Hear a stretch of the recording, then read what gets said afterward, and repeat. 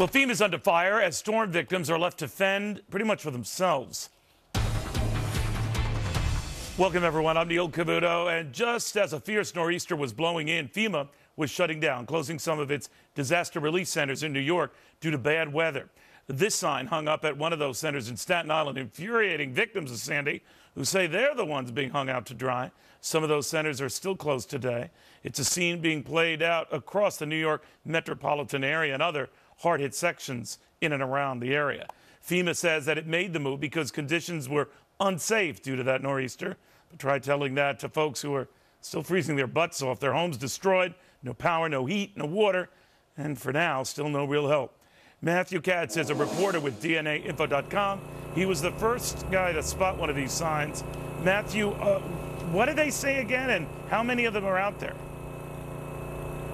We've only seen one so far that said that a FEMA office is closed due to weather, but DNAinfo.com reporters across the city in the worst hit sites by Sandy have found that FEMA centers have been closed because of the nor'easter both yesterday and even today.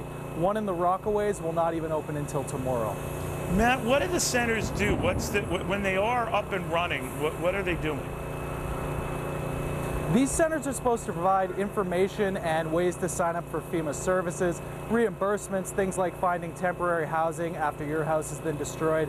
But what's confusing to many of the folks that I spoke to here is that they're often coupled with food distribution centers, clothing distribution centers that are run by the city, the state, and volunteers. And if they see one sign that says that it's closed, they get confused, they get frustrated, and they think that everything is shut down.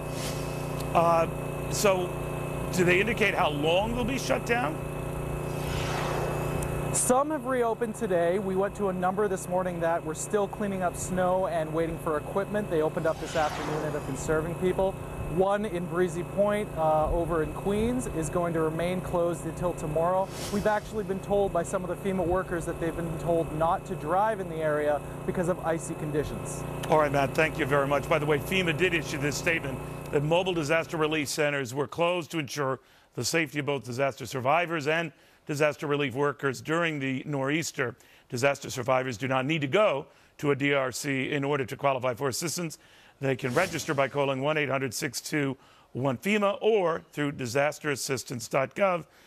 Very difficult to do, of course, if you don't have phones or you don't have the internet.